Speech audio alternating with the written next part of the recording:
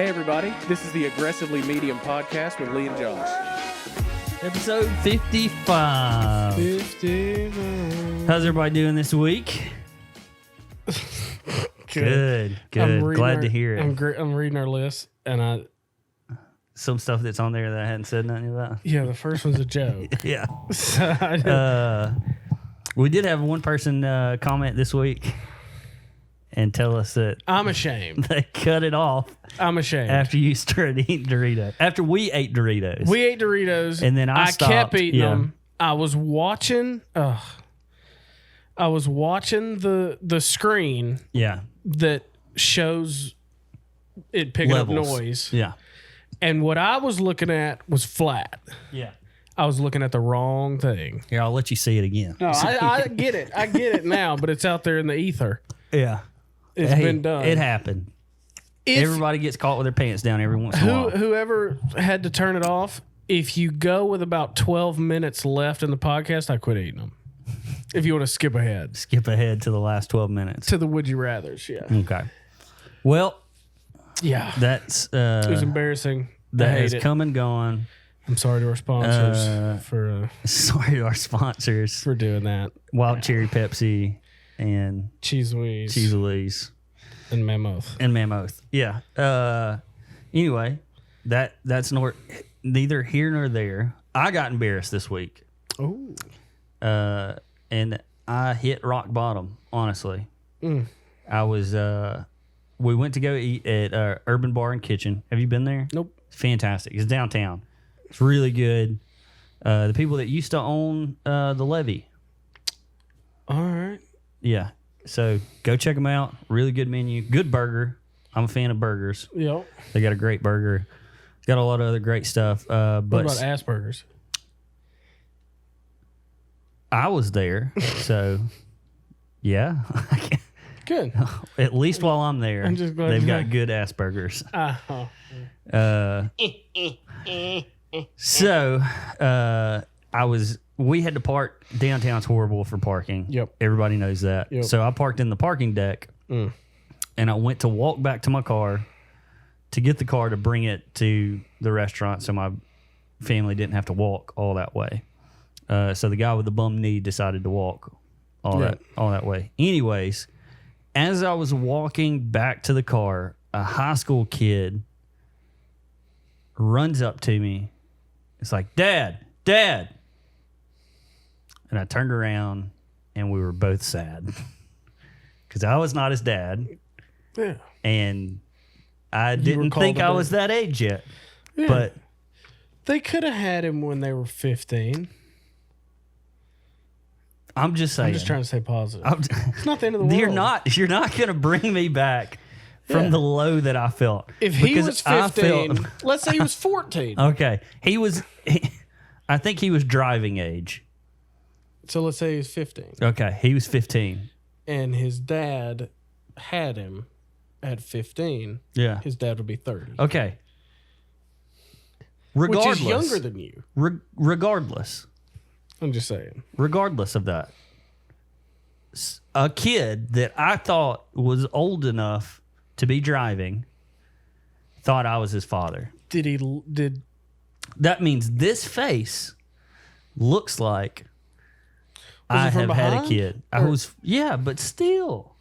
we didn't know what the He the probably front of you your head don't looks like. you never I wouldn't walk up to somebody who I thought was the back of your head until I at least took like True. a decent True. look at the side of their face.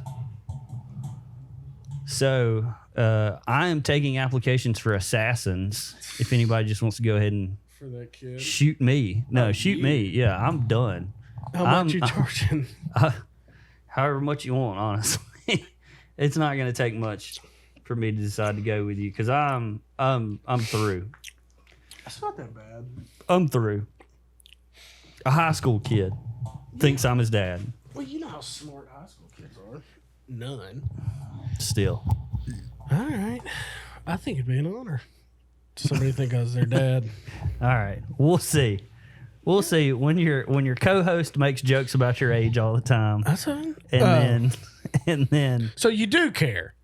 I I So don't you care do when you make jokes. I haven't done it very often lately. Good. I stopped. Makes me feel better a little bit. And then a high school kid runs up to me and is like, Daddy, give me some lunch money. You might look like that kid. I don't think I did. That kid's dad. Also, I woke up this past night. I bet you did. I did. Last night, I woke up I bet. out of a dead sleep, and I was like, I've been having this reoccurring dream. Uh-huh. And, you know, like when you wake up, you think this is going to be a joke, and it's not. This is a legitimate story. Yeah. You know, when you wake up and you like remember a dream all of a sudden, like that you just had, and then you're like, I've had that dream before. Like I've had that dream multiple times. So I woke up this morning and had that dream, and then I was like vivid. Like I was like, I have to remember this because I want to talk about it on the podcast. Reoccurring dreams. They're weird to me. Yeah. Because like, I mean, over the years I've had different reoccurring dreams, and they like, when I was a kid, it was like there was a sphinx. Like me and my family were in Egypt, so you know it's a dream. Right. We couldn't afford to go to Egypt. Or would want to. Or would want to, probably. Yeah. A sphinx like stands up and then kills my dog when I was a kid. So that was a recurring dream when I was a kid. Over the years, it was like a skydiving one that I would have multiple times. But recently, I've been having a dream that I am former President Trump. Uh-huh. And I'm in the White House, and a mob of people just storm the White House, and they're like, "We got you." And I'm like, dang it. I'm like, I never saw this coming. And then they're like, their words are, how did you not see it coming? And then they say, we've been funneling advertising dollars to you, or something like that. And then I remember in my president head that as President Trump, I did a commercial for blackpeoplemeet.com. Is that a website? Yeah. Oh.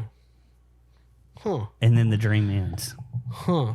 It's weird that our brains just come up with this stuff. Yeah. Because like in a dream, I remember something that the character in the dream that I am did previously. Some people think dreams are a like data dump.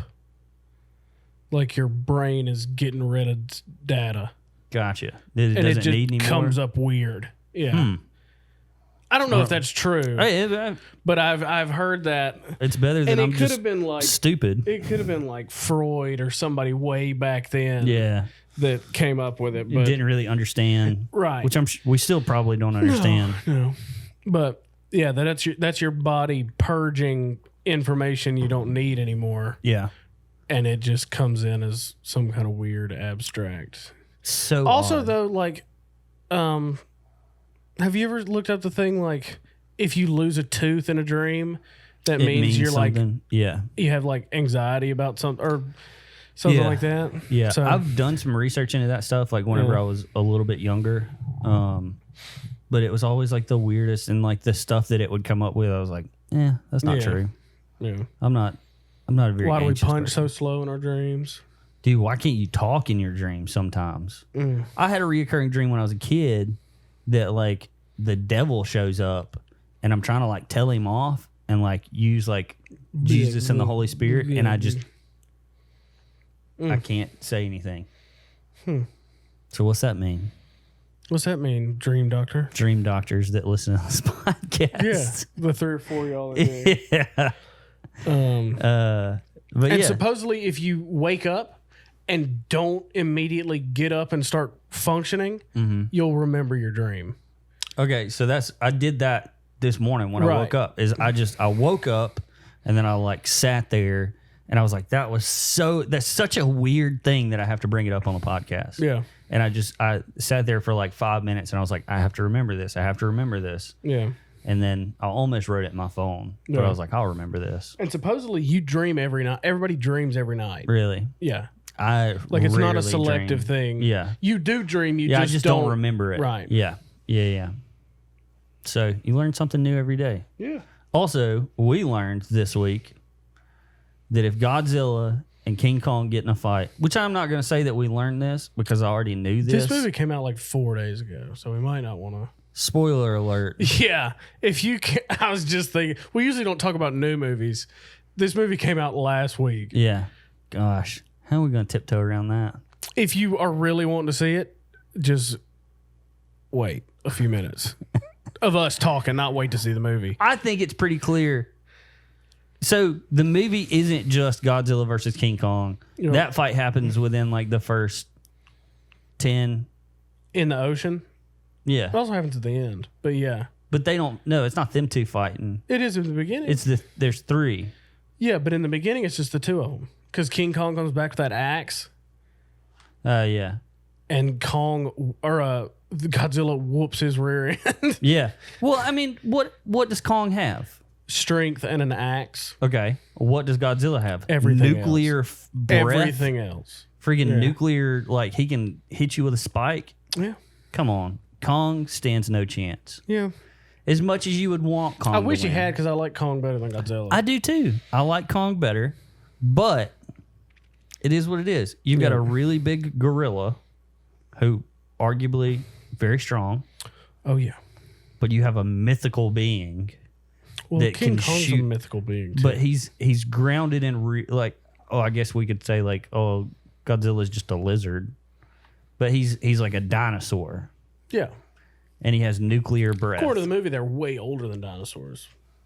Yeah. The Titans or whatever. Mm-hmm. Yeah, I enjoyed the movie, Yeah. but I feel about the same about all those movies. Like, there's none of them that I'm like, oh, this one was just so great. And I guess I had that expectation coming into this one that it was going to be a great movie because we haven't had many good movies come out during the pandemic. Yeah. But I don't know. It was like a Transformers movie, just fighting and destroying. Yeah. But it's also way centered on like bad humans that create that robot one. That's true. And so that always happens. Like, you got 2 monsters here. Just have the 2 monsters do it. Yeah. So, but whatever. That's how it works. Well, so I saw a debate this week about Kong versus Godzilla. Who would win in a biggest poop competition between the 2 of them? And they use like scientific data. So, Hold on, let me guess. well, okay, guess. And then we'll go through I was going to go through the actual numbers. Oh, we can do that, but I think I know. Okay, Kong. we'll see. Oh, So, well, we're going to go through the numbers. the suspense. Gorillas produce very large volumes of feces, Dr. Cat Harbertrotter, primate expert in Lizards lecture. don't. They have a high fiber diet, have to consume large quantities of often relatively low nutrient plant matter to get the resources they need. So typically for a 6 foot tall, 350 pound gorilla would produce about half a pound of fecal material, the equivalent of a pretty substantial human bowel movement. But Kong is very big. He's 337 feet tall. There's no official weight ever given. But if you extrapolate that out. Yeah. He was said to have possibly weighed 158 tons in Skull Island. That was the movie before this one. And he was at a height of 104 feet. So he's tripled in height. Yep. Because he started growing when Godzilla had to fight that 3-headed one. Yeah. And so they're putting him somewhere 4,226 tons now. 4,000? 4,226 tons. So a 350-pound gorilla poops several times a day. Each one weighs about 0.0016% of the animal's body weight. If Kong does that too, we should expect 6.6 tons of poop. A day? we're looking at 5 poops a day, each one weighing more than an Apache helicopter. Lizards don't pee and poop, though. They have that one-holer, like a bird, where your pee and poop come out at the same time. That's why lizards are capable of dropping mind-boggling large poops. So apparently in 2020, we heard on the news about a curly-tailed lizard in Florida who mercifully put out of their misery while carrying a dense poop measuring 78.5% of their body weight. But that was an extreme case. If Godzilla is 393 feet tall, weighing at 99.6 tons, and had that much poop in him, he certainly wouldn't be walking upright. Yeah. Is what this is. He'd also like sink into the earth. So lizard poops aren't like the ones humans do. We get rid of nitrogenous waste through urine, but reptiles don't do that. They produce uric acid. Uric acid is usually relatively solid and white and appears as part of feces. That's what I was saying. Yeah. To a lay person, a Komodo dragon's fecal matter looks a bit like bird poop. Mm-hmm. Dark chunks and white gloop. Godzilla's a sea creature. So we'll put all that into this. And the winner is Kong. Kong would win. Yeah. Says a big smelly gold medal. Kong for the win. He needed to win something. Yeah, he did. If you want to check that article out, it's at mentalfloss.com. Just type in Godzilla versus King Kong poop. But yeah, King Kong versus Godzilla. Godzilla would win in a fight. Kong would win in a poop. I like it. So, you ready for this segue? This transition? Okay. Speaking of poop, we poop in toilets. Oh, yeah. And isn't there a story about some toilet? Well, they're going to turn something into a toilet. Yeah. So, do you like that? It's pretty good. It's pretty good. It's pretty good. It's a pretty good segue. For those two things being that far apart, yeah, it was a good bridge. Yeah, it's a good bridge. I might have purposely put them in for that reason. For that reason. Well, we didn't talk about it. We didn't. Yeah, it's okay. So we're on the same plane mentally. Yeah. So. Jefferson Davis chair, which is like a monument at his burial site in Selma, Alabama, has been taken away from his gravesite. Stolen. Thieved. By a group called White Lives Matter. And how cool. The chair is valued at $500,000. Because it is a historic relic. Don't know who came up with that number. An appraiser. It certainly wasn't the guys at Pawn Shop. No. Pawn Stars. Because they'd be like, $150 is the best I can do. Depends on what their script told them to say. Yeah. $150. And I'll take it off your hands. $500,000 concrete chair. I've got a guy who is an expert in concrete Jefferson Davis chairs. We'll get him in here. Civil War chairs. See what he thinks about it. So it's valued at $500,000. This White Lives Matter group stole the chair, and they're saying, we will gladly give it back to you. There's no problem. We have no problem giving it back.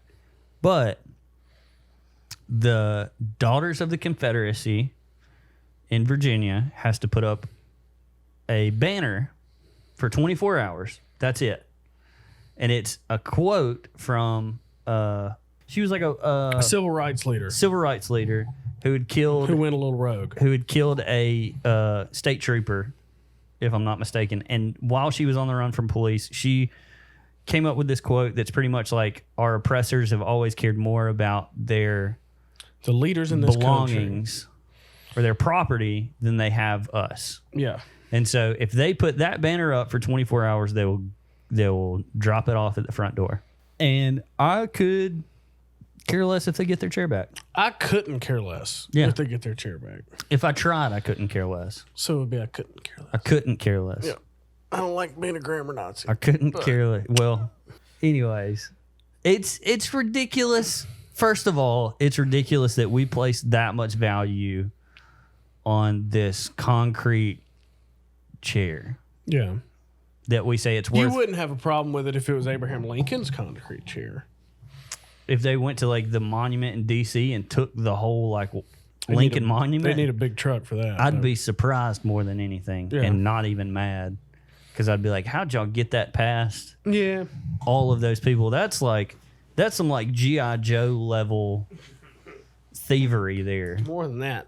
That's my point. I don't give a fart about White Lives Matter and a banner or even the chair. I just cannot stand thievery. Yeah, I'm not a fan of thievery, but I don't care if they get their chair back. Yeah. Because also, ultimately, don't steal stuff from people. Yeah, don't steal stuff from people. They're making a point. Okay. What point are they making? That we care more about our stuff than we do about other people, and if it's not that big of a deal, then throwing this banner up on the side of your building shouldn't be that big of a deal. Would you put that banner on your house if they came and stole your Tesla? Yeah, sure. Why not? Coward. I just don't care. Coward. I could care less. Put a banner up. If you don't stand for something, you'll fall for everything. I stand for people not being oppressed. An old chair doesn't have anything to do with that. It's because it's a Civil War relic or whatever. But like, I would have no problem putting that. Ultimately, what the quote is that people matter more than property. I would have no problem putting, because that goes right along with my Bible, that people matter more than property. So like, sure, if they come and take my Tesla and then they're like, oh, you got to put this thing up that says that people matter more than property. Like, you didn't have to steal my Tesla. I probably would have done it anyway if you just would have come and asked. And then the next week they steal your Tesla and say, give us $10,000. I would say, hey, bud, I don't have $10,000. Even if you had it. If it was $100, we'll give you your Tesla back if you give us $100. Seems like a pretty fair deal. They stole your Tesla. They're gonna be, look, it's a felony crime that they committed. Yeah. So they will be charged with a felony. But if I got to give them $100 to get my car back and it not be run off into a ditch and they're going to jail, sure, I'll give them $100 because that $100 is probably coming back to me at the end of the trial anyway. You better hope. Either way, I don't want my car run off in a ditch somewhere. So you are fine with, or I might just take the insurance money, honestly. So you would lay over for terrorists pretty easy. Fall over, lay down, do what they tell you to do. The terrorist, if the terrorists say hang a banner that says people matter more than property, that's something that I have that value already. That's like saying, hey, if we're going to take your car and we're not going to give it back until you put a banner up that says Jesus is the true king. Okay, all you had to do was come ask.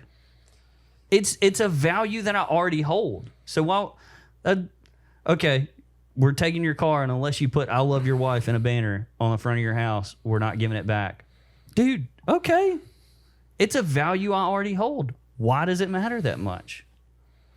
If it's something that I already, it's a true statement that should matter to everybody. That people's lives matter more than property. You're not reading the banner. That's not what the banner said. The banner essentially says the same leaders thing. In this country care more about their property than us. Which is ultimately what that's ultimately what I said, that people matter more than property. It's not a sign that says people matter more than property. It's not what the sign says. It's still a true statement. It says, the rulers of this country have always considered their property more important than our lives. I agree that property is not worth more than anyone's life. But that's just half of the banner. No, that's the whole banner. That was half of the banner. That was the whole banner. The whole banner is saying that white people in power have cared more about their stuff than black people. Does it always? That's what it said. People matter more than property. Look, I don't. You can put whatever banner up you want. It's just If it's a value that I already hold, then why does it matter? it doesn't matter what it is. You don't It does. you don't steal my stuff and then bribe me to get it back. That's a crime. It is a crime, and they're going to be charged with the full extent of the law. I can't wait. But if I got to throw a little banner up, I don't care. I don't care if they said have a banner that says the Deckers live here on it. I ain't doing it. I ain't doing it.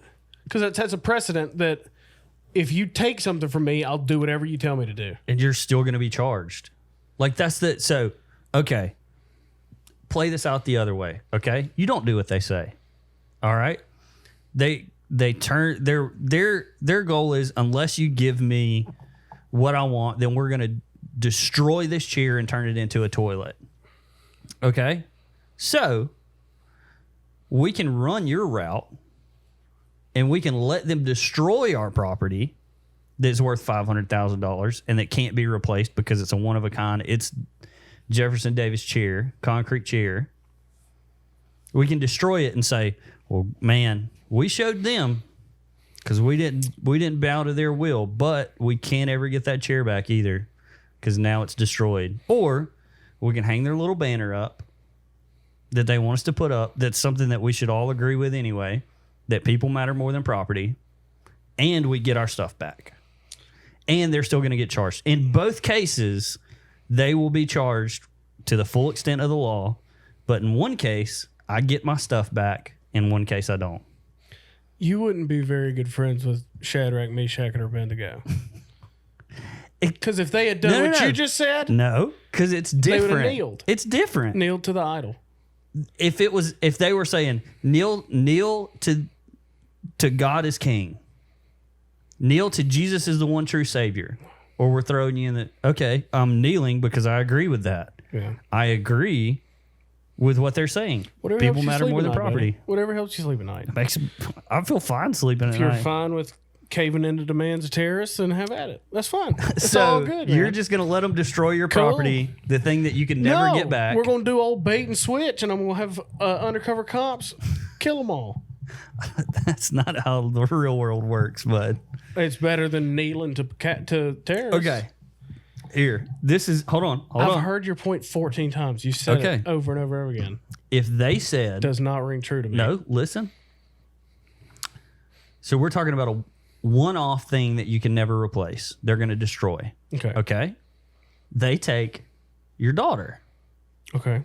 and they say, if you hang this banner up, we'll give her back. No problem. She'll be on your doorstep tomorrow morning. Or we're going to dispose of her. It's a one-off, something you can't replace. I mean, you could go have another baby, but You're setting the scene for like every Criminal Minds episode on the planet. They go Which find one would you them. do? They go find them first. They go find them first. They do. Not every time. Not every time. So you're willing to take that chance? Yeah. First off, you ain't getting my kid. So. ain't getting her. Nah. You're not with her all the time. No, somebody is. Yeah. They'd both go down fighting in a gunfight. Okay. No, I'm not kneeling for terrorists. It's exactly what it is. They say put up a banner that's something you agree with, or we're going to kill your daughter. But then they should just say, put up this banner. If it's all pie in the sky, happy clappy. That's what I'm saying. If they came to me and said that it's something that I already agree with, then why not just put up the banner?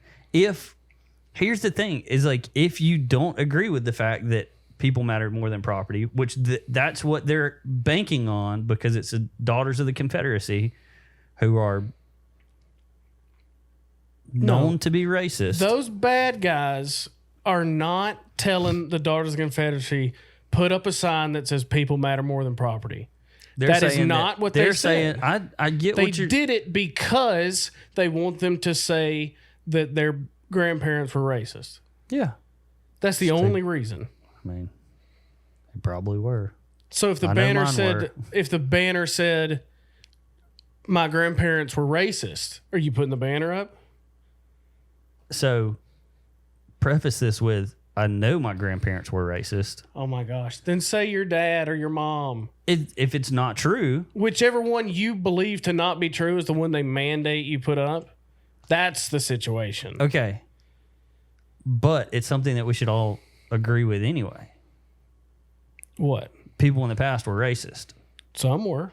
Yeah, somewhere. Some. There's some now. That's fine.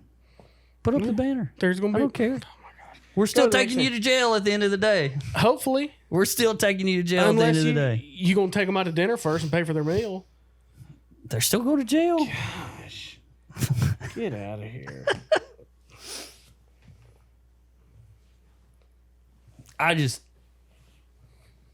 Yeah.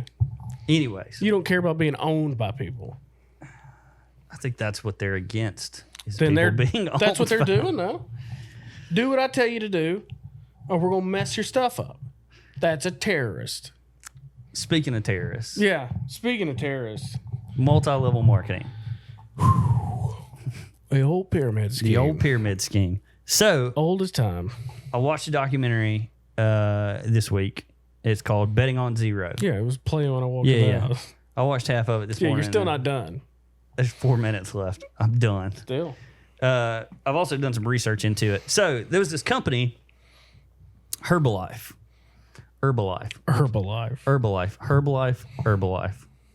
Say the H, I don't care. Don't say the age. But they ran, A life of herbs. That's what. yeah. They run a multi-level marketing scheme, also known as a pyramid scheme. Yep. The reason that it caught my eye is all of these, I won't say all, there are a lot of these like nutrition spots that are popping up. Like it'll be, Alberta Nutrition, Tuscaloosa Nutrition, Northport Nutrition, County High Nutrition. A lot of these places are multi-level marketing schemes. So in the early days of the Herbalife, they had you buy product from them, okay? And then you take that product and you try and sell it to your friends and family. And then you get them underneath you, okay? So that's how they were like building their pyramid. Yep. And they said, the more money that you invest, and that's their word, is invest. The more money you invest into this company, the more money you'll make. Yep. Okay. And so that was their scheme for forever. Well, then nutrition and like protein shakes and all this other stuff started becoming popular. And so they shifted from this peer-to-peer sale to now open up a nutrition club. And so now that's more product that you're going to, because if it's just me, I can only fit so much product in my garage Yeah. before it's just eating me alive. But Right. if I think that I'm making a ton of money because I have a lot of people coming into my store and buying my nutrition shakes, then I can sell more. You can sell me more product. And then I can get my friends to go, hey, look, dude, Yeah. I've been making gangbusters with these shakes. You should come make your own nutrition shop. And so instead of the peer-to-peer, now they're opening up these nutrition shops all around the country. It's still peer to peer. It's just owner to owner. Yeah, it would be owner to owner instead of it's business to business instead of business to consumer or consumer to consumer. Yep. But they make these people believe, and they target. I mean, this is just like any other multi-level marketing scheme. Is they target underprivileged groups. Like a lot of Latinos have like bought into it, and they make you think, oh, the world is your oyster. Bored housewives. That's another big group. Yeah. Yeah. And then they convince them they need to open up these shops, and so And then they sell them vacuum cleaners. we're not going to talk about rainbows. You're on some kind of gag order talking about rainbows. I just don't want to. You're not allowed. I just to don't want to talk about You it. signed an NDA, didn't you? No, I just don't want to talk about it because Yeah. they might possibly listen to this. They need to. It's ridiculous. Anyways, Anyway, you're any MLM is ridiculous. Yeah. Period. yeah. But I would be, and another thing that came out of this documentary is how unnutritious Right. their shakes are. Yeah. How just full of just toxic chemicals Yeah. their shakes actually are. And so I would like, when you go to these stores, if you partake in the nutrition shakes, I'm not telling you not to, because I'm sitting over here hosing McDonald's like it's going out of style. Right. And I'm sure they're no better when you get down to the brass tacks of it. They're just as nutritious. I'm Yeah. sure my McDouble isn't doing anything for my system. Right. But when you go to these places, I would be very wary when you're going in to see what products they're actually putting in to the shake. If they are Herbalife, I might steer clear of it because they're known for deceptive marketing. They're known for, putting stuff into these shakes that they shouldn't be putting into shakes. And then if you go enough times, that was one of the things of the documentary too, is like try to make a customer a return customer. Mm-hmm. Don't start throwing, you can own one of these businesses just like me immediately. Yeah. It's when you get your friends and family to come to your restaurant or you come to your Shake Shack. Yeah. Yeah. Come to your Shake Shack and buy your shakes. And then you're like, oh, you're in here so much. You know, it would be a great opportunity for you. Yeah. Why don't you just open up your own shop? The old bait and switch. Yeah. And they're all over the place. There's not a strip mall in Tuscaloosa that doesn't have at least one of these in it. Nutrition stores and mattress stores. Mattress stores. Yeah. So just be careful. People, be careful. If you're going to these places, I would really start considering, what they're putting into the shakes. And also, if they are your friends, talk them out of it. Yeah. Because it's not a good business model. If you ever find yourself being pitched an idea like that just sounds rehearsed, get out of there. Yeah. It's, If there's a tiered system right. to where If you buy this now, we'll give you a trip to the moon. But we'll cut it in half if you bring in 6 more people. Yep. Anything like that Yep. is not meant for you to make any money. You are a factory worker employee for the people up top. Basically. They had a statistic. They went through all the data of all the stores. They did a lot of see how many people are going into a store, what the average purchase of the products were, what rent, utility, startup cost, all that stuff. And 95% of people are not making any money. Of course not. The top 5%, way above. And another thing is these people were getting into these stores and then they would recruit you. I'd say, hey, Lee, I'm making so much money in my stores. But really, in the back of my head, I'm going, I'm losing my tail on this. Yeah. But if I recruit you, look, I'll give you my stores at a discounted rate. Mm-hmm. And so then you can just slide into my stores and I'm making commission off you, but I'm not having to do anything. And I know the business is tanking. Yeah. Some of these places just literally one guy was like, one day I came in, I turned off all the power, turned off the water, shut the door, left all the equipment in there and just got away as fast as I could. Because there's no other option. He was losing money hand over fist. So be careful of these nutrition places when you walk into them. Yeah. It's just my PSA. I hate multi-level marketing. Yeah. I hate pyramid schemes. They prey on people. They ruin people, yeah. They do. Yeah, they will ruin you. Yeah. one of the first things, I think one of the first jobs I got offered out of high school. Ginzu knives? It was, what's the name? It wasn't Ginzu though. It was the one I've always heard. Something knives. Cutco knives. Yep. And they brought you into a back room and they were like, hey, all these other guys out here, they're chumps. But I think you got it. You got what it takes to be in the elite club. They know what they're doing. I will say this too. A lot of those guys, whenever I was watching the documentary, they had footage from all these different conferences and stuff from the CEO and the CFO. Mm-hmm. They feel like pastors. Yeah. They feel exactly like these like wealth and prosperity pastors. Yeah. Like if you just put the audio on and they never said the word Jesus, which Joel Osteen's good at. Yeah. And then they never said the word Herbalife. Bro, I might come down and get saved again at an Herbalife convention because they're talking you up. Yeah, they know what they're doing. Yeah, they're good at public speaking and persuasion. Yeah, just like pastors. Some.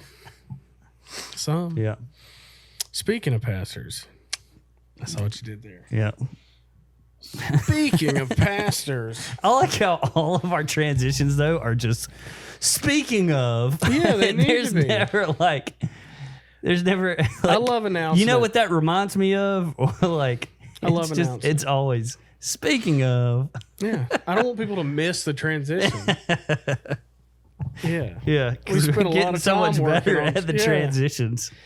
Yeah. If it's a great transition, the better the transition, the less you'll notice it. Yeah. But I don't want that. But you want them to know. Yeah. Speaking of, the next thing we're going to talk about. Speaking of pastors, if you listen to the show or have been outside in the past 6 months, Hillsong has gotten in trouble. Or not Hillsong. Carl Lentz up in New York City has gotten in trouble. He was let go by Hillsong Church. Yeah. So this article is from April 2nd. Okay. So like 5 days The day ago. after April Fool's. Yes. Yeah. Day after.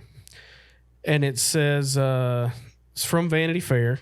It says, over the past year, Hillsong Church has faced a number of major controversies. So that's what it's talking about. The Carl Lentz one. Yeah.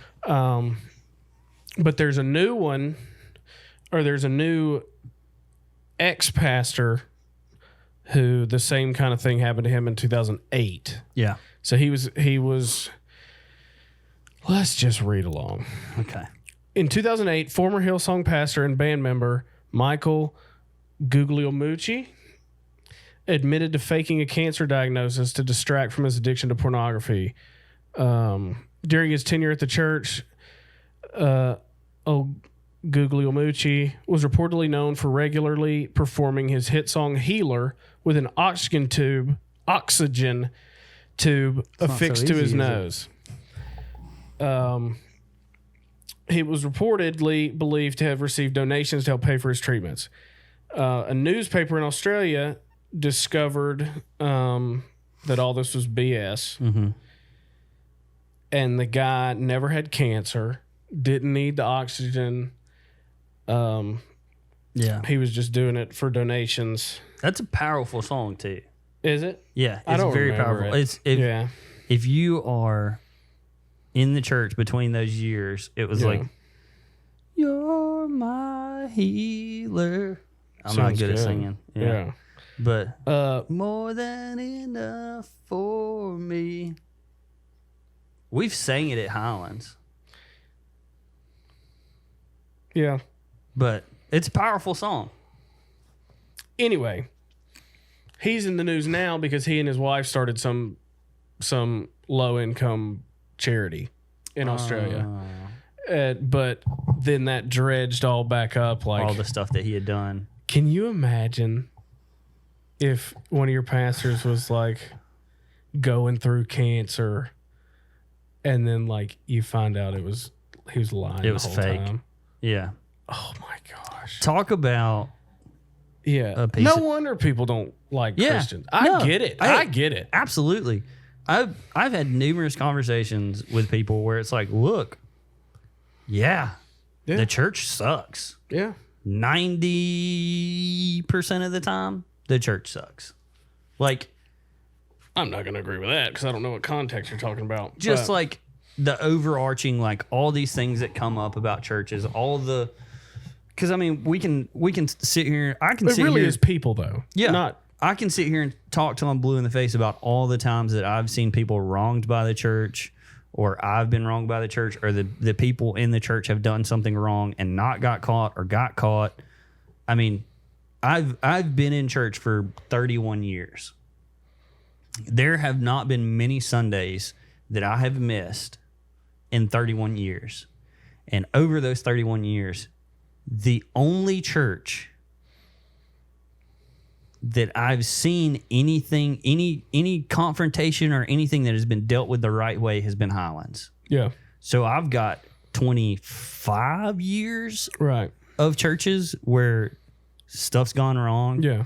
And people just either brush over it, don't talk about it, just handle it completely the wrong way. Yeah. So, I mean, I agree with most people that like the church sucks. Yeah.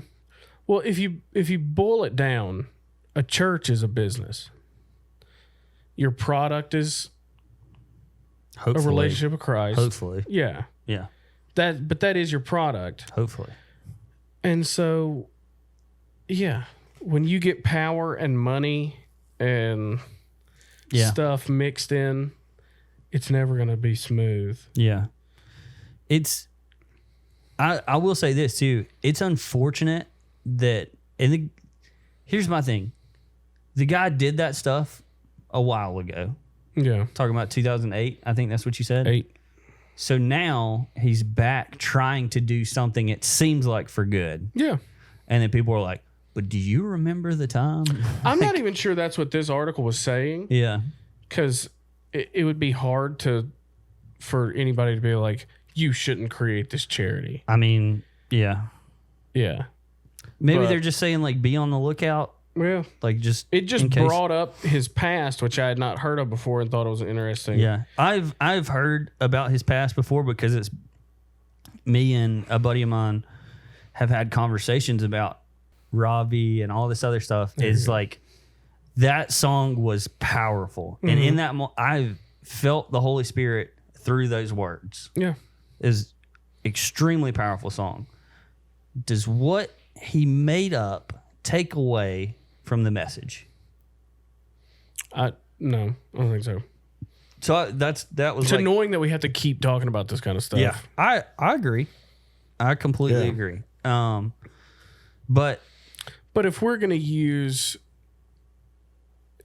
make the point that like I'm not gonna listen to anything unless the person's perfect. oh yeah, We wouldn't have anything except for Jesus. Yeah, that's why I'll tell you this too. That's why I have a problem when something goes wrong at a church with a pastor or with somebody on staff and they fire that person. Yeah. I hate that because that's not to me the position that we should take. We shouldn't go, you're done, because that's what that means. You get fired from your church. Perfect example. This guy does something in 2008, and we say, well, next time you try and do something, everybody's looking at you. You're under the microscope. If you screw up a little bit, we're gonna be on you. Because the second that new charity has like an audit or something like that, they won't even say like, hey, the audit found nothing. They'll just be like, disgraced mega pastor, church gets audited. Well, think of it like this. This is how I look at it, because I completely disagree with what you just said. That's fine. Imagine if at Cheese Louise. So what is this guy doing? He's putting a bad image on Hillsong Church. Yeah. Right. That's why you fire them, because they didn't represent you well. But to me, that makes the representation of the organization faulty to me. So, when they fire somebody, because to me, it's like, as the church, what we should be doing is helping that person. You can help them other ways. So if you're a pastor and you get fired from a mega church for doing something you're not supposed to do. For doing something that you're not supposed to do, which we've already discussed is impossible to not be that person, because everybody is flawed. So we just caught you being flawed. And so now we're going to give you the boot. We knew you were flawed. We knew it. Okay. But we're kicking you out. Because it came to light for everybody. That's fine. I'm going back to my scenario. Okay. say one of my employees spits in every sandwich they make, and nobody catches it for months, and then all of a sudden I catch it, and I don't fire them. That sounds crazy. It does in the context of a business where there's like health and safety, and your goal of as a business is to make a profit. The goal of the church should not be to make a profit. The goal of the church should be to rehabilitate, to help people who are lost. And if that person is having an issue, then we shouldn't, because you're automatically, so I knew a guy, okay? He was working at a church I was working at. He was having an inappropriate relationship with another woman other than his wife. The next day, the church fires him. Okay? So now he's out of a job. So you just made his job of reconciling with his wife that much harder. You just made his view of the church. When I'm in my need the most, they dropped me. They dropped me like a ton of bricks. They didn't drop you as a human. They dropped you as an employee. They dropped you as an employee. Yeah. Who was misrepresenting the brand. To me, it should be more about the person and helping that person than it should be about just dropping them, because to me that says, as a brand, we represent, if you mess up, you're gone. Because we're not dude, I'm telling you that, like, and it might just be that, like, I know this guy and I knew that he was a good person. I knew that he was a great guy. He messed up. He did something that he wasn't supposed to be doing. But in my eyes, the church should go, we want to help you. Yeah. We want you to get through this tough time. If that means that, okay, you're not on staff anymore, but we are going to pay your salary until you find another job. Like, because dude, the hardest thing in the world is losing your job. If you lose your source of income and your revenue to like provide for your family, that's going to cause so many problems with you and your wife. That's going to cause problems in your own head mentally, because you're going to be like, I'm doing everything I can to try and provide for my family. I'm just saying, the church. You're not thinking that when you're fooling around. No, but you're not thinking that when you're doing any number of things that you're doing as a sin. I mean, like, the church should view all sin as exactly the same. So if the pastor's fat and he's gluttonous and he's eating more than he should, that's the exact same thing as the guy cheating on his wife. Yeah. Earthly consequences might be different. But as a church, as a church, you just answered your own question. As a church, we shouldn't take those same earthly principles and go, well, this is the earth. Like, no, we're children of Christ. We want to help those that are unfortunately have had mess ups and done stuff wrong. Like, I want to help those people. I don't want, if they said, what if they do it twice?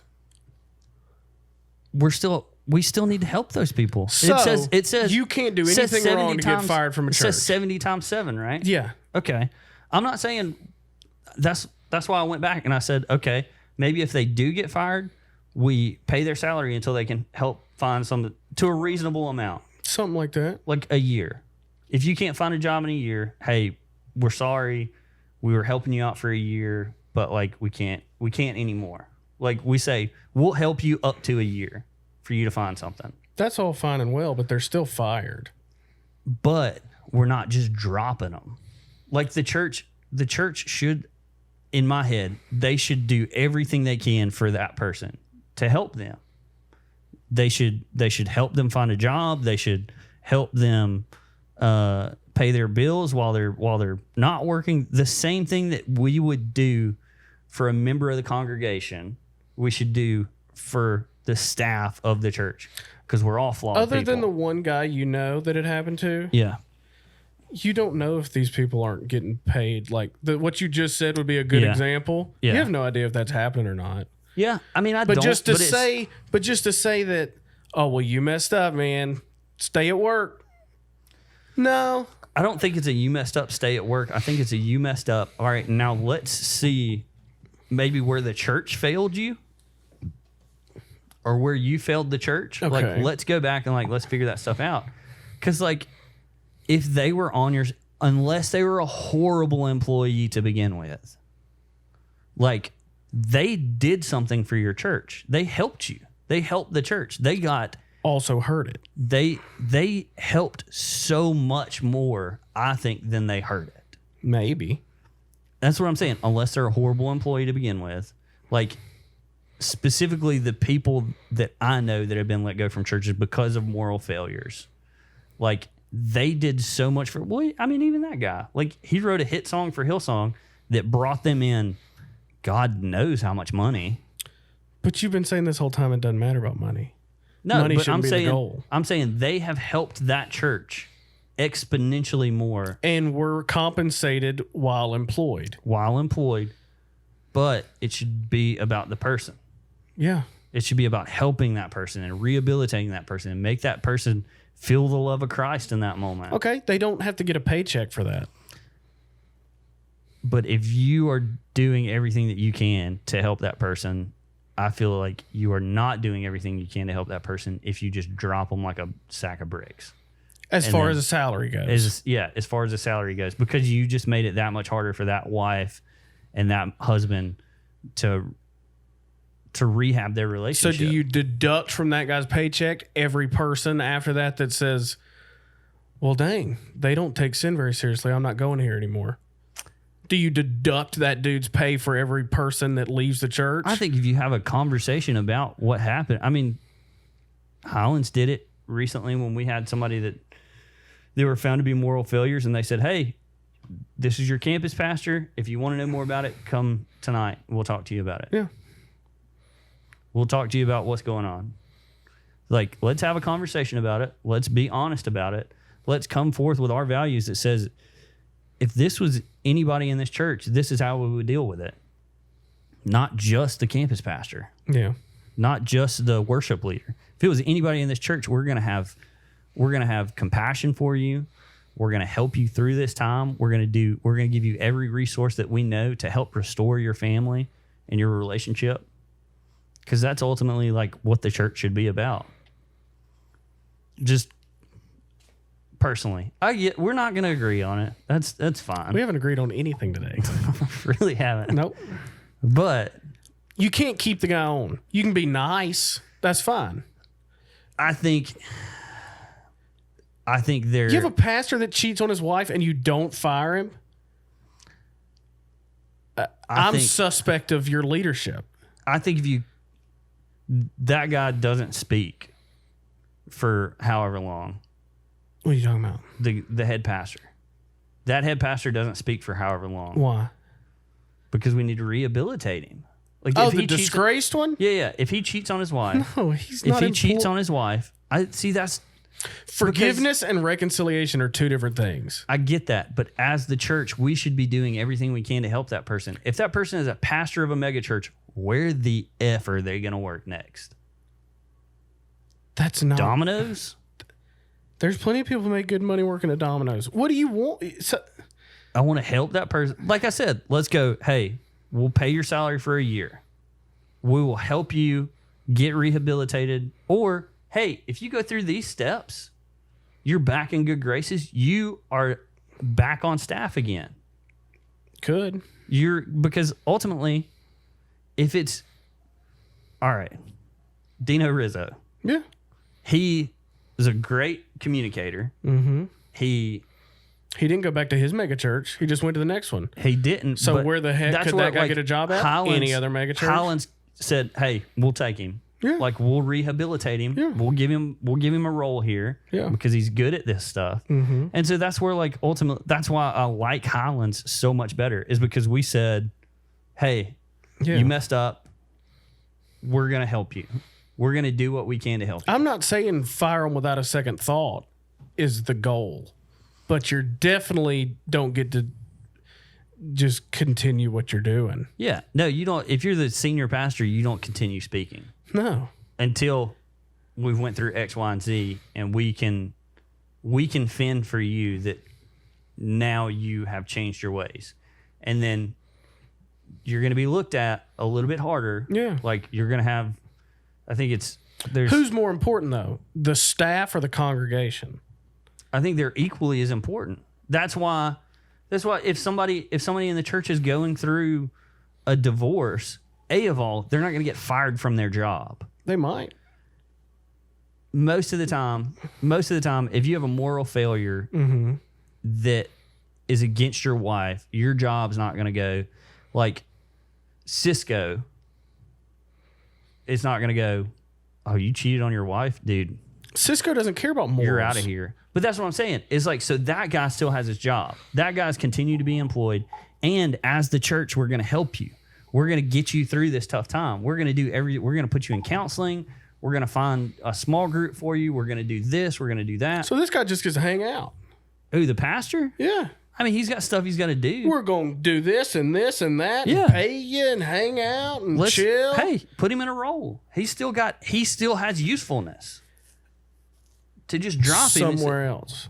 Write him a glowing letter of recommendation except for his failure and get him out of there. Then it's just gonna be like the game of cups, where like you've got one ball and you've got 3 cups, and it's like, oh, this pastor's over here, he's over here, he's over here, he's over here. What do you do wrong in his other church? I don't know. They scrubbed it from the internet. Let's move him over here. Now he's at Highlands College. Let's move him over here. Oh, now he's at Gateway Church in Texas. It's like, what did he do wrong? Who knows? We just know he got fired from his mega church. So he's been fired from 6 places now? Who knows? If he was rehabbed, he's not going to get fired from 6 places.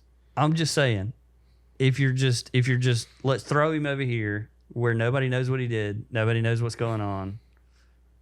I don't know.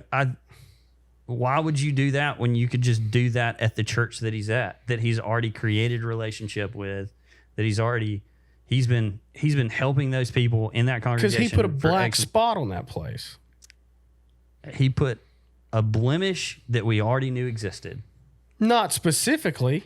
But it's sin is sin, man. What if he cheated on everybody on staff's wife? Or like it was his wife and he slept with every other wife on staff. Are we just going to, why would we just drop him? Why are we not going to try and help this guy? You can help him without giving him a paycheck. I just think that makes it that much harder. That's all I'm saying. It makes it that much harder for that guy to reconcile. Maybe it should be hard. I'm not. It's not going to be easy either way. Yeah. But if you, I'd like for you to feel like the mistake you made a little more. You keep saying drop him like they throw him off a bridge. Just because you fire somebody doesn't mean their life is over. It doesn't help the situation. As the church, we should be helpers. In what extent? To make sure everybody's comfortable on this planet, or to get people to go to heaven? To get people to go to heaven. So here's the thing. If we just flat out drop that guy, okay? Quit saying drop. Okay. Say fire. If we fire that guy. Yeah. Okay? So what happens if he never goes back to another church a day in his life? Who's held accountable for that? If he can't comprehend why he got fired from a church for cheating on his wife while he was on staff, to me, it's he's like, going to be working at a Dunkin' Donuts then. But if you do that, that's going to put a bad taste in somebody's mouth. If you fire them I've been fired for the dumbest reason from a church ever. Okay. I was fired because I didn't have the pastor's heart. That's different than you cheated on your wife. It's the same. Like, to me, it's like, okay, that's this idea that we have that like you don't have the pastor's heart. Okay. So what am I in that moment? Is it a sin? Is it not a sin? No. That's something that you can't put down on a checklist that like I finished this, and now I have the pastor's heart. Like, it's just something that somebody feels and somebody thinks. And so at what point can that person say that like we've reconciled that person? Like, to me, it's just as dumb as a reason to fire somebody. You don't have to reconcile with anybody. To me, it's just as dumb as a reason to fire somebody for cheating on their wife as it is for you don't have the pastor's heart. Because it's something that's he had a mess up, he had a hiccup, he had just a fault that happened. The pastor's heart thing is subjective. Doing the other thing is objective. Yeah. Completely different. Okay. But You get fired because the pastor doesn't like you is so much different yeah. than you were in charge of people and had a moral failing. Those are two different things. The way that the church views what they fired me for was a moral failure. Then that's a problem with that church or that individual. Yeah. And if everybody was like, yeah, fire him because you don't like him. Okay, then that's on them too. Yeah. I guess I know what it's like to be in the situation where it's like, I work at a church. Yeah. This is my job. This is my career.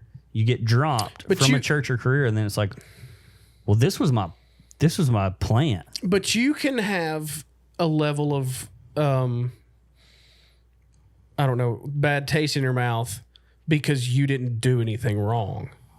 If it came out that you completely did something wrong, Yeah. that's in our bylaws that we don't do,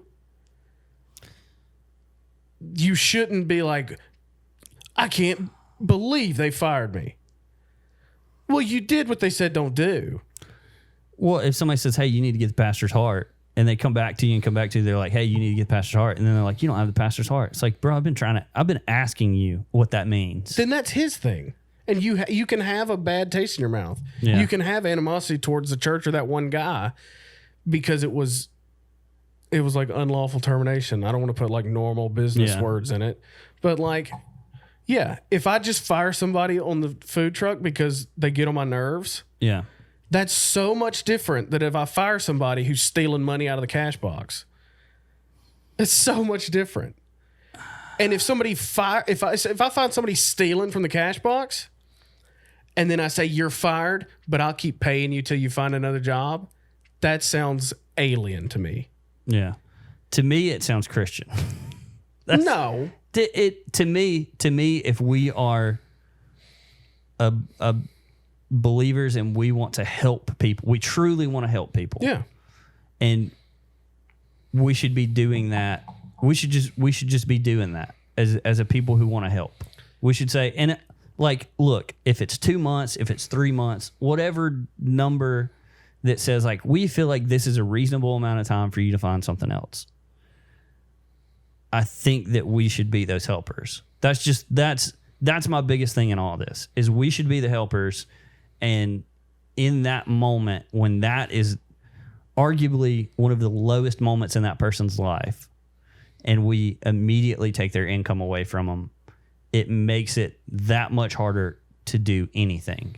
It makes it that much harder to reconcile with your wife because now you've got this added stress of how am I going to pay my mortgage? Are they going to kick me out? Yeah. Luckily, under the Biden administration, you don't have to worry about getting kicked out. You put yourself in that situation, though. It's going to suck. I agree that you put yourself in that situation, but it's a thing that we already knew that we were capable of. Like, we say it all the time that, like, there's no perfect person. People have moral failures or they sin. Yeah. And so we're just going, as a church, I think we're going, this sin is worse than this sin to us. Because if you get caught... I would say the sin of leading people astray. So you think that if somebody has a moral failure, they're knowingly leading people astray or they just messed up? It's both. I think it's just I had a hiccup. I had a lapse in judgment. I had it because... To me, I would think that most of the time, something like that isn't a well thought out plan. I mean, in some cases, it might be. If you're grooming somebody and all that stuff, I don't think that matters in how I'm thinking about it. The length of sin. Yeah, I'm not really. To me, it's sin is sin, and so if I get caught lying about not doing something. Like if I'm at a church and they're saying, hey, did you get that video done? Yes, it is done. I've done it. I'm good. And then somebody says, oh, let me see it. Well, I don't have it done. That's the same as cheating on your wife. Sure. Because sin is sin. Probably not going to get fired for this one. Definitely getting fired for this one. So we're placing different levels You're not going to lose you're not going to lose members of your church because some sound guy didn't make a video in time. It's sin is sin, though, man. Sin is sin, but that doesn't. It's not just the sin. It's people trusted you, and you broke their trust on a high level, not some. I think lie in the green room. I think it's all the same. Like, as far as God's concerned, I think it's so. I had a lapse. Then that's not even true. I had a lapse in judgment and I lied. Okay. Had a lapse in judgment, cheated on my wife. Okay. I think it's things that, like, we already know that, like, people are going to sin. Yeah. People are sinning every day. Yeah. Pastors are sinning every day. Sure. Members of the board are sinning every day. Sure. It's only a problem if it's these top levels of sin. It's only a problem if they get caught in these top levels of sin. Like, the Carl Lentz thing made more sense to me because they said, this is something that's been going on for a while. We've tried to do things. We've tried to recoup. We've tried to rehab. We've tried this. We've tried that. After these many lapses in moral judgment, and then this most recent, we had to let him go.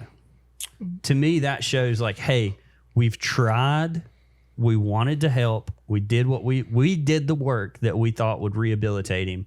So if you do the rehabbing on the front end, you can fire on point blank and you don't have a problem with it. If we're trying to, no, because at that point, I think they would see it coming.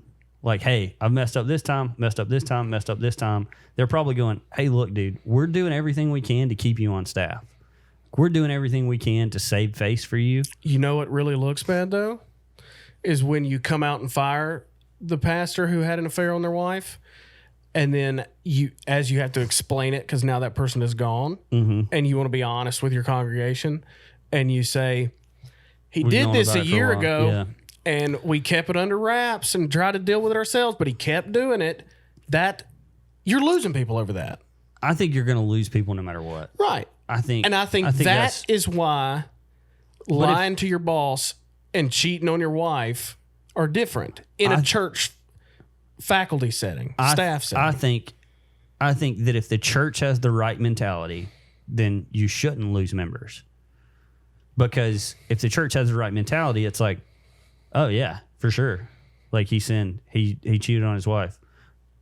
Todd over here cheated on his wife too last year. And we helped him. We we got him in a small group. He came to my small group. He came and talked to me once a week. They met with leadership. They met with counselors. They did the work. Todd, whatever his name is, didn't lose his job in the midst of all that, in the way that he provides for his family. And so, like, if the church had the right mentality, it's, if something happens in the church, we go, yeah, of course. We're human. I'm all for firing somebody in a healthy way, but they're still getting fired. I don't think they need to be fired if the church has the right mentality. But, I mean, I get... What if they murdered their wife? If they murdered their wife, it's going to be hard to teach church from a prison. But you get out in a couple of years and we bring you back with good graces. I don't even know about that. Say you have like... Cheat on your taxes. Sure. I'd fire you over that if you're on my staff. Nobody likes paying taxes. It doesn't matter. People don't like working either. Yeah. People do it. If you steal money out of my cash box and I don't fire you, now everybody has a right to steal from the cash box. Because I'm not going to do anything about it. Would it be any different if it was somebody that you knew really personally? If it was my best employee and I find them stealing money out of the cash box? If it was me. You stealing money out of my cash box? If you were in need, I'm coming and helping you, working a shift or something, and somebody goes, hey, I think he just put like $5 in his pocket. And then you confront me about it. And I'm like, yeah, I did. Why would you do that? Maybe things aren't going so good at home. Maybe I need some extra You're cash. $5 off of things I'm going just saying, well? I'm just saying. I'm just throwing this out there. I'm just throwing this out there. If it's me and you come to me and I say, hey, look, things have been hard, man. And I'm trying. You're doing this before you steal from me? No. This is after I've stolen from you. Oh, well, then you should have talked to me. After I steal from you, I go, hey, look, man, like, I'm sorry. I screwed up. I know I screwed up. I shouldn't have done this. Yeah. Stuff's really hard at home. We're financially, we're going through this. Are you not going to do everything you can to help me? As a Christian, Yeah. my only obligation is to forgive you.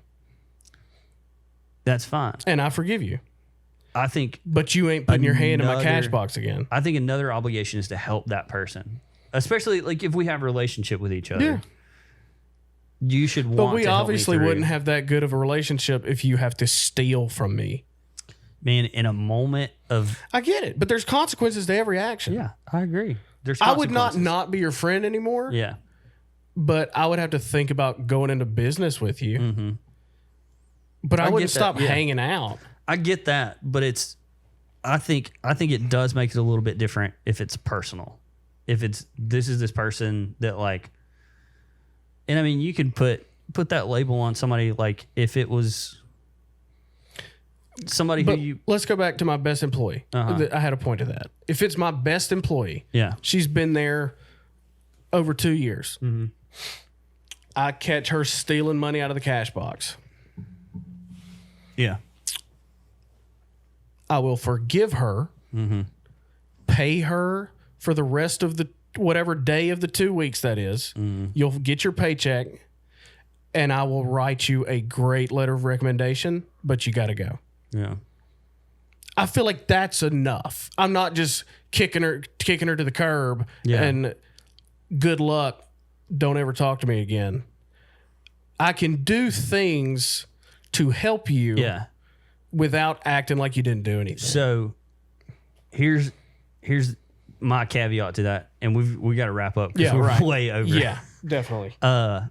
Like in the Bible, it says, if they ask you to pick up, if the Roman soldier asks you to pick up their gear, and carry it a mile, you carry it two or whatever. Yeah.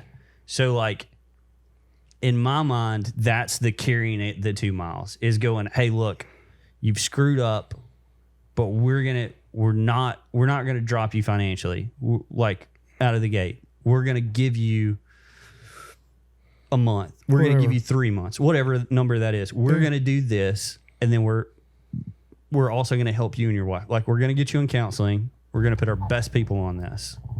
Like that's the taking it the second mile to me. And that's like personally, everybody's going to be different, you know. Yeah.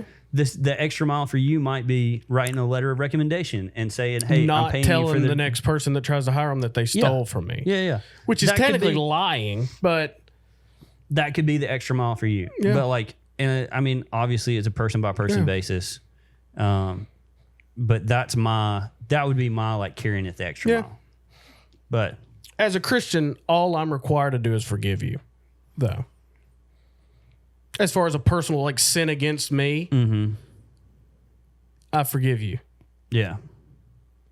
And then, but reconcile me giving you a letter of recommendation and paying you out for the 2 weeks and not calling the cops. Yeah. That is my reconciliation. Yeah. Okay. Yeah. If your tax guy is pulling money off the top, is he going to be your accountant next year? Depends. I'm just saying. Yeah, it depends. If he's my friend, and I go, hey man, like we need to talk about this. Like, and then no, I get that there can definitely be like personal, like I'm going to walk beside you through this. Yeah, but you ain't doing my taxes again. I'm not going to kick you to the curb. Yeah. But you're not going to be doing my taxes, and I'm probably not going to give your business card to people. But you're not a loser anymore. Yeah. You're not my friend. Is there anything that you think that person could do to regain that trust? Yeah. Time. Do things right for Yeah. an amount of time that would have to be decided upon Yeah. per incident. Which is what I think Yeah. a pastor should be afforded. Reconciliation can be future too. Yeah. I think that's what should be afforded to a pastor as well. Yeah. Because that is That's what we did with Dino. Yeah. Exactly. His whole goal was to go back.